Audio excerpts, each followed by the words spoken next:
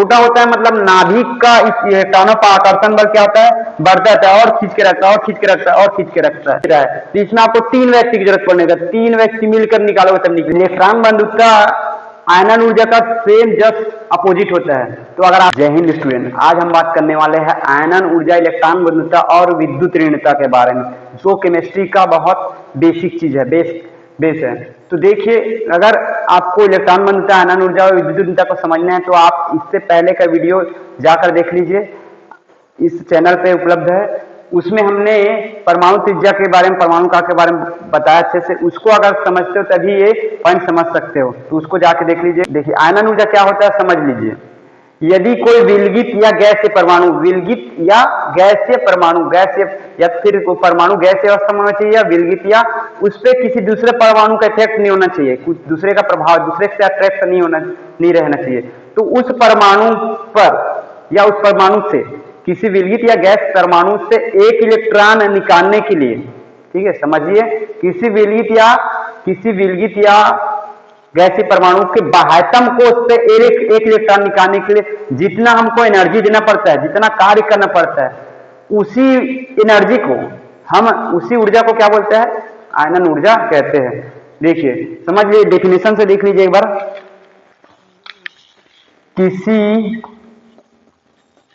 गैसीय, देखिए student, definition में क्या बताया गया है, किसी गैस या विलगित परमाणु, गैस या विलगित परमाणु आपको बता दिया हूं, ठीक है ना, किसी गैस या विलगित परमाणु के बाह्यतम कोश से, ठीक है, उसके अंतिम कक्षा से इलेक्ट्रॉन निकालने के लिए जितनी ऊर्जा की आवश्यकता होती है, ठीक है, उसके बाह्यतम कोश से इलेक्ट्रॉन निकालने के लिए जितना ऊर्जा हम लगाते हैं, उसे ही हम क्या बोलते हैं, आयनन ऊर्जा कहते हैं। जैसे सोडियम के बाह्यतम कक्षा में कितने इलेक्ट्रॉन है, 1 इलेक्ट्रॉन। यदि इसको निकालू मैं यहां से, ठीक है, मेरे को चाहिए, दूसरे परमाणु के लिए चाहिए, तो इसको निकालने के लिए मेरे को जितना कार्य करना पड़ेगा, जितना एनर्जी लगाना पड़ेगा, उसी एनर्जी को, उसी ऊर्जा को क्या बोलते हैं अपन, आयनन ऊर्जा, या इस तरीके से बोल सकते हैं जैसे, ठीक है। तो समझ रहे हो, इसके अंतिम कोश के एक इलेक्ट्रॉन को, अंतिम कोश के इलेक्ट्रॉन को निकालने के लिए हम जितना ताकत लगाएंगे, जितना ऊर्जा लगाएंगे, उसे भी क्या बोलेंगे, उसी ऊर्जा को आयनन ऊर्जा बोलेंगे। अब देखते हैं, ठीक है, अब देखते हैं कि अगर हम बाएं से दाएं तरफ जाए आवर्त सारणी में, तो आयनन ऊर्जा का मान बढ़ेगा कि घटेगा। तो बाएं से दाएं तरफ जाते हैं, तो हमने पहले ही पढ़ चुके, पिछले वीडियो में देख लिया कि बाएं से दाएं तरफ जाएंगे तो आकार क्या होता है, संकुचित, छोटा होता जाता है, ठीक है, आकार क्या होता है, छोटा होता जाता है, ठीक है। छोटा होता है मतलब नाभिक का इस इलेक्ट्रॉनों का आकर्षण बल क्या होता है, बढ़ता रहता है और खींच के रखता है और खींच के रखता है और खींच के रखता है, ठीक है। अब जब नाभिक का केंद्र उसको खींच के रख रहा है, तो यदि हम यहां से इलेक्ट्रॉन निकालेंगे, उसके लिए हमें क्या करना पड़ेगा, इससे ज्यादा इसमें एनर्जी लगाना पड़ेगा, ठीक है, क्योंकि इससे ज्यादा नाभिक क्या है, नाभिक का प्रोटॉन इसको खींच रहा है, इससे ज्यादा बल इसमें लग रहा है, इससे ज्यादा बल इसमें लग रहा है। तो अब ये एक इलेक्ट्रॉन को निकालना है हमको, तो इसमें क्या करने पड़ेगा हमको, और ज्यादा एनर्जी पड़ेगा। इसमें एक ही आदमी खींच रहे थे, इसमें आपको 2 व्यक्ति की जरूरत पड़ेगा, अपने दोस्त को भी बुलाना पड़ेगा, तो इससे दो जन करके निकालोगे, ठीक है, तो ज्यादा एनर्जी लगा आपको। अब आगे आते जाएंगे तो आप इसमें प्रोटॉन का फिर आकर्षण बल बढ़ गया, संकुचित हो गया, छोटा हो गया। अब आपको इसको खींचना है, खींचना है, तो क्या करना पड़ेगा, और आदमी बुलाना पड़ेगा। क्यों? क्योंकि यहाँ पे प्रोटॉन उसको और तेजी से खींच रहा है, तो इसमें आपको 3 व्यक्ति की जरूरत पड़ेगा, 3 व्यक्ति मिलकर निकालोगे तब निकलेगा, मतलब 3 व्यक्ति का ऊर्जा लगा, समझिए, 3 व्यक्ति का ऊर्जा लगा, मतलब यहाँ पे आपका आयनन ऊर्जा बढ़ रहा है। वैसे ही आगे जाते जाएंगे, इधर आपको और ज्यादा आदमियों की जरूरत पड़ेगा, या और ज्यादा ऊर्जा की आवश्यकता पड़ेगी। कहने का मतलब, अगर बाएं से दाएं जाए तो आयनन ऊर्जा का मान निरंतर बढ़ते जाता है, ठीक है। वैसे ही देख लीजिए, ऊपर से नीचे आएंगे तो क्या होता है, ऊपर से नीचे आने पर देखते जाएंगे कि देखो, परमाणु का आकार क्या है, बढ़ता जाता है, परमाणु की त्रिज्या बढ़ता जाता है, माने प्रोटॉन्स की जो प्रोटॉन्स और इलेक्ट्रॉन, इनकी दूरी क्या है, बढ़ते जाता है, तो उस इलेक्ट्रॉन पर प्रोटॉन्स का आकर्षण बल कम हो जाता है, क्योंकि दूर होता जा रहा है, निरंतर क्या है, वो दूर भागते जा रहा है। तो प्रोटॉन्स इसको खींचने में क्या होता है, असमर्थ, मतलब कम बल ही लगा पाता है। तो इसको अपन निकालना चाहे, अगर इसको हम निकालेंगे, ठीक है, तो इसमें कुछ एनर्जी लगेगा, बट इससे कम एनर्जी में हम इसको निकाल लेंगे। इसमें अगर आपको एनर्जी लगा है 20, ठीक है, 20 जूल लगा है, ठीक है। तो इसमें आपको एनर्जी लगेगा, ऊर्जा लगेगा, इससे कम ऊर्जा 15 में लगे, इसको यहां से निकालोगे तो आपको हो सकता है 10 लगे, मतलब निरंतर आपको ऊर्जा कम लगेगा। क्यों कम लगेगा? क्योंकि प्रोटॉन्स इस प्रोटॉन्स का इस पर प्रभाव, इस पर खिंचाव क्या कम होते जा रहा है, तो हम इसको आसानी से धीरे से निकाल सकते हैं, यहाँ पे और कम हो जाएगा। तो जैसे जैसे हम किसी वर्ग में ऊपर से नीचे आएंगे तो क्या होता है, इसको निकालने के लिए एनर्जी कम लगता है। एनर्जी कम लगता है मतलब आयनन ऊर्जा हमें कम लगता है, आयनन ऊर्जा कम होते जाता है। तो एक बात क्लियर है कि अगर हम किसी आवर्त में बाएं से दाएं जाए तो क्या होता है, आयनन ऊर्जा बढ़ते जाता है, और किसी वर्ग में ऊपर से नीचे आए तो आयनन ऊर्जा का मान घटता जाता है, ये याद रखिए। इसमें एक चीज देख लिया, आयनन ऊर्जा इसमें क्या है, बढ़ता जाता है, इधर जाएंगे तो बढ़ता है, ठीक है, और ऊपर से नीचे आएंगे तो घटता है ये, ठीक है, घटता है, इसको नोट कर लीजिएगा आप लोग, घटता है। अब देखते हैं अपन लोग इलेक्ट्रॉन बंधुता। देखिए स्टूडेंट, इलेक्ट्रॉन बंधुता आयनन ऊर्जा का सेम जस्ट अपोजिट होता है। तो अगर आपने आयनन ऊर्जा को समझ लिया तो इलेक्ट्रॉन बंधुता को समझने में कोई दिक्कत नहीं होगा। हमने आयनन ऊर्जा में क्या देखा था कि एक इलेक्ट्रॉन निकालने के लिए क्या था, आवश्यक ऊर्जा था, बट इसमें आपको क्या करना पड़ेगा, यदि किसी परमाणु में हम एक इलेक्ट्रॉन जाके जोड़ते हैं, ठीक है, यदि हम किसी परमाणु में एक इलेक्ट्रॉन जोड़ते हैं, ठीक है, अब जोड़ते हैं तो जोड़ने से उसमें एक तरह की ऊर्जा उत्पन्न होती है, और उसी ऊर्जा को हम इलेक्ट्रॉन बंधुता कहते हैं। समझ लीजिए, थोड़ा डेफिनेशन से देख लीजिए। यदि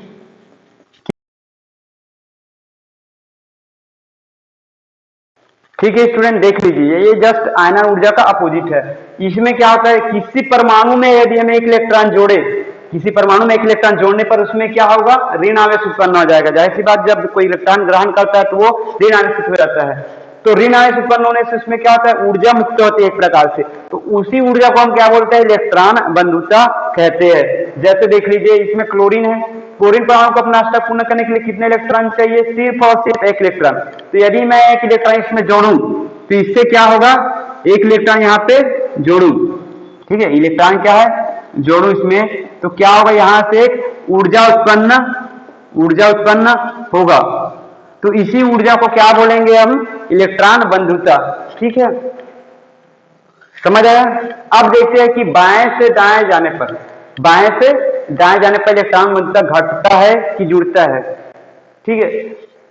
तो देखिए, बाएं से दाएं जाने पर इलेक्ट्रॉन बंधुता मतलब इलेक्ट्रॉन ग्रहण करने की क्षमता, और इलेक्ट्रॉन ग्रहण करने की क्षमता उसी में ज्यादा होगी जिसको उस इलेक्ट्रॉन की ज्यादा जरूरत होगी, ठीक है। अब सबसे ज्यादा जरूरत किसको रहता है, क्लोरीन को। क्यों? क्योंकि इसके अंतिम कक्षक में कितने इलेक्ट्रॉन आता है, 7 इलेक्ट्रॉन आता है, मतलब इसका नाभिक का आकर्षण बल इस पर बहुत ज्यादा रहता है, तो फट से बहुत स्पीड से दूसरे इलेक्ट्रॉन को खींच लेगा, अपना तक पूर्ण करेगा। तो जाहिर सी बात है, इसमें नाभिक का आकर्षण बल ज्यादा है, तो ये जल्दी से जल्दी इलेक्ट्रॉन को खींचेगा इन सभी की तुलना में। तो इसका आकर्षण बल क्या है, सबसे ज्यादा होगा, इसलिए जल्दी से इलेक्ट्रॉन जुड़ेगा और इससे ऊर्जा मुक्त होगी, मतलब इससे सबसे ज्यादा ऊर्जा मुक्त होगी। तो इसका इलेक्ट्रॉन बंधुता सबसे ज्यादा ये कह सकते हैं। उसके बाद आ जाते हैं अपन फास्फोरस, इससे इधर आएंगे रिटर्न, ठीक है, बाएं तरफ आ रहा है। तो इसमें क्या होगा, इसको कितना चाहिए, 3 इलेक्ट्रॉन चाहिए, ठीक है। तो 3 इलेक्ट्रॉन चाहिए, तो जाहिर सी बात है, इसमें भी नाभिकीय आकर्षण बल ज्यादा है, बट इससे कम है नाभिकीय आकर्षण बल। तो ये भी 3 इलेक्ट्रॉन खींचेगा और एक ऊर्जा मुक्त करेगा, ठीक है। वह ऊर्जा इसकी ऊर्जा की तुलना में कम होगा। क्यों? क्योंकि ये अधिक आकर्षण बल से खींचा है, ठीक है, तो अधिक ऊर्जा मुक्त होगी, इसमें इसकी तुलना में कम ऊर्जा मुक्त होगी, तो इसकी इलेक्ट्रॉन बंधुता इससे कम होगा। वैसे ही जब बाएं तरफ आते जाएंगे तो इन सभी का जो इलेक्ट्रॉन ग्रहण करने की क्षमता है वो क्या है, कम होते जाता है, कम होते हैं। जाहिर सी बात है, लोग इलेक्ट्रॉन त्यागने की क्षमता रखते हैं, ग्रहण करने की नहीं। तो ग्रहण करने की क्षमता इधर कम होता है, इसलिए इधर बोले जाए तो इलेक्ट्रॉन बंधुता कम होता है, उधर ज्यादा। तो अगर बाएं से दाएं तरफ जाए तो आयनन ऊर्जा का मान तो बढ़ते जाता है बाएं से दाएं जाने पर, बट इलेक्ट्रॉन बंधुता ये क्या होता है, बाएं से दाएं जाने पर बढ़ते जाता है। तो आयनन ऊर्जा और इलेक्ट्रॉन बंधुता दोनों का सेम कंसेप्ट है कि अवस्थानी में बाएं से दाएं जाए तो इलेक्ट्रॉन बंधुता क्या होता है, बढ़ते जाता है, ठीक है। तो देखिए, कहने का मतलब इधर जाएंगे तो क्या होगा, बढ़ता है, ठीक है, बढ़ता है, इलेक्ट्रॉन बंधुता क्या बढ़ता है। और नीचे आने पर क्या होता है, इसमें देखिए नाभिकीय आकर्षण बल कम होते जा रहा है, कम होते जा रहा है, कम होते जा रहा है। तो जाहिर सी बात है अंतिम कोष में इलेक्ट्रॉन ग्रहण करना चाहिए, इसमें जोड़ेंगे, ठीक है। तो ग्रहण करने की इसकी प्रवृत्ति कम है, ग्रहण करने की प्रवृत्ति कम है इसके इलेक्ट्रॉन ग्रहण करने की, जाहिर सी बात इसमें इलेक्ट्रॉन जोड़ेंगे तो इसमें ऊर्जा बहुत कम उत्पन्न होगा। तो ऊपर से नीचे आने पर ये क्या है, घटता जाता है, इलेक्ट्रॉन मिलता घटता जाता है, ठीक है, घटता है। तो ये आपको समझ आया, ठीक है। एक बार रिवाइज कर लीजिए। देखिए, जब बाएं से दाएं जाएंगे तो इसके इलेक्ट्रॉन ग्रहण की क्षमता दाएं तरफ तत्वों की बहुत ज्यादा होती है, दाएं तरफ के परमाणु के उनकी ज्यादा होती है। तो ये लोग स्पीड से इलेक्ट्रॉन ग्रहण करते हैं और ऊर्जा, बहुत सारा ऊर्जा मुक्त करते हैं। बट इस तरफ का देखा जाए, बाएं तरफ का, ये परमाणु क्या है, इलेक्ट्रॉन ग्रहण करने की प्रति कम रखते हैं, इसलिए जब ये इलेक्ट्रॉन ग्रहण करते हैं तो इससे ऊर्जा कम मुक्त होती है। इसमें ऊर्जा, जब इलेक्ट्रॉन जोड़ा जाता है तो कम ऊर्जा मुक्त होती है, तो इसलिए इन तरफ का, दाएं तरफ का इलेक्ट्रॉन घनत्व ज्यादा है, इसका कम। एक शब्द में बोला जाए तो आवर्त सारणी में किसी आवर्त में बाएं से दाएं जाने पर इलेक्ट्रॉन घनत्व बढ़ता है और ऊपर से नीचे आने पर भी क्या है, इलेक्ट्रॉन घनत्व घटता है, जैसे हमने आयनन ऊर्जा के केस में देखा था। अब एक पॉइंट आपका बचा है सिर्फ विद्युत ऋणता। ये क्या होता है देख लीजिए। देखिए स्टूडेंट, अगर आपको विद्युत ऋणता को समझना है तो उससे पहले आपको समझना होगा कि साझेदारी होता क्या चीज है। जैसे मोनू और सोनू दो फ्रेंड्स हैं, ठीक है, इन लोगों ने क्या किया, 5-5 हजार जाके बैंक में एक जमा कर दिया। तो अब क्या हुआ, अब 5-5 हजार जमा किया तो जाहिर सी बात है अकाउंट में 10,000 जमा हो गया। अब ये दोनों क्या बोल सकते हैं, अगर इनको बताना रहेगा तो मोनू भी बोल सकते हैं कि नहीं हमारे पास 10,000 बैंक में जमा है। सोनू भी अपने बाकी दोस्तों को जाके क्या बताएगा, नहीं मेरे पास बैंक में 10,000 जमा है। क्यों, क्योंकि उसको साझेदारी अकाउंट में क्या 10,000 ही जमा है, दोनों ने मिलकर जमा किया। अगर सोनू को जरूरत पड़ा 10,000 तो सोनू जाके उसको निकाल सकता है, और अगर मोनू को जरूरत पड़ा तो मोनू जाके निकाल सकता है। कहने का मतलब दोनों अपना उस पैसे पे हक जता सकते हैं। वैसे देखिए परमाणुओं के बीच होता है, जैसे हाइड्रोजन का देखा जाए तो क्या परमाणु क्रमांक कितना होता है, 1, मतलब इसके अंतिम कोष में 1 इलेक्ट्रॉन होता है, ठीक है। और क्लोरीन के अंतिम कोष में कितने इलेक्ट्रॉन होता है, 7 इलेक्ट्रॉन होता है, ठीक है, 7 इलेक्ट्रॉन होता है। जाहिर सी बात है इन दोनों को अष्टक पूर्ण करना है अपना। देखिए यहाँ पे हाइड्रोजन को भी 1 इलेक्ट्रॉन चाहिए अपना अष्टक पूर्ण करने के लिए, और क्लोरीन को भी, लेकिन क्लोरीन अपना इलेक्ट्रॉन देगा तो कोई फायदा नहीं देने से उसको, और हाइड्रोजन भी अपना इलेक्ट्रॉन नहीं दे सकता क्योंकि उसके पास 1 इलेक्ट्रॉन होता है। तो ये लोग क्या करते हैं, ये लोग आपस में डिस्कशन कर लेते हैं और एक फैसला लेते हैं, नहीं ये हम क्या करेंगे, एक इलेक्ट्रॉन दोनों एक जगह जमा करेंगे, ठीक है, एक इलेक्ट्रॉन दोनों क्या एक जगह जमा कर देते हैं।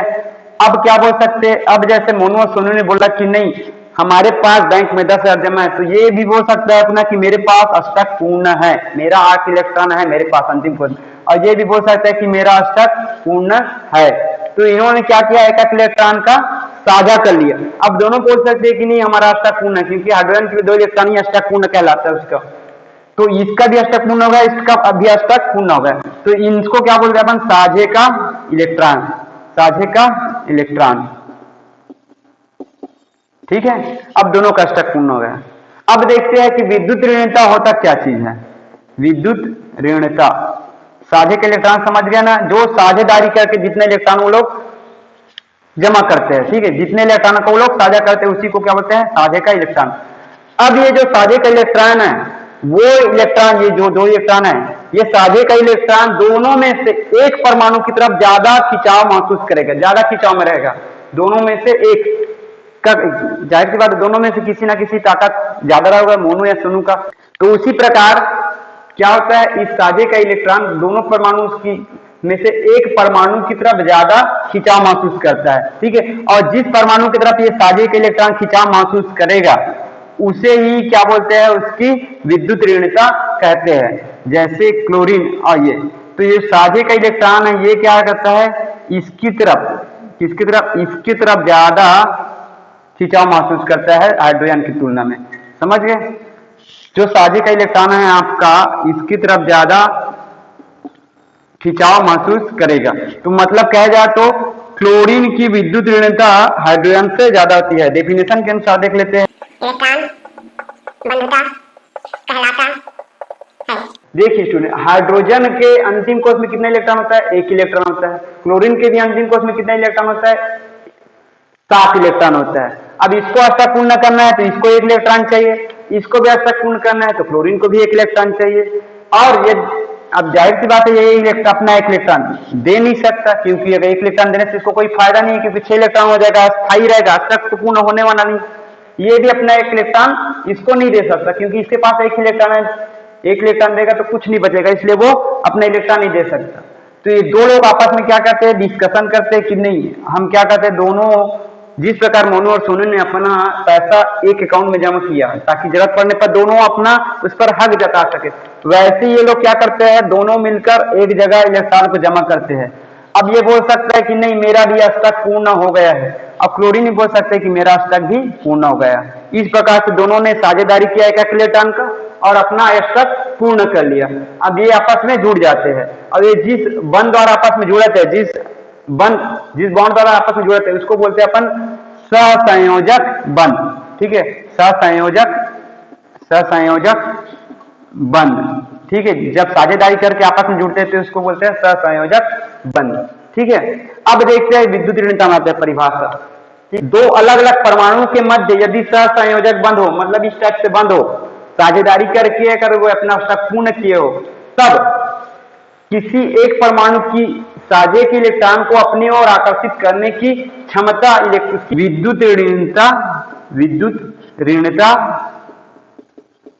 कहते हैं, विद्युत ऋणता कहते हैं।